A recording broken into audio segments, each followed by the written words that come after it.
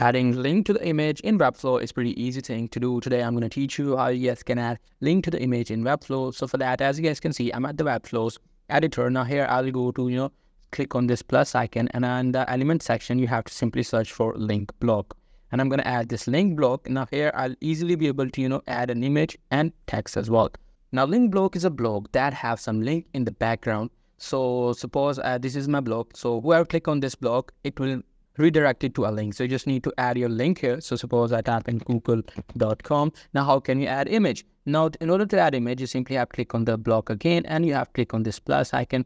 Now here you simply have to search for image. And I'm going to search add image, and I'm going to click on this choose image, and I'll select any of the image that I want. Now this image has some link in the background. So if I save this and publish the website, this image will be a clickable link. So that's pretty much it. That's how you guys can do it. Hope you guys find this video helpful.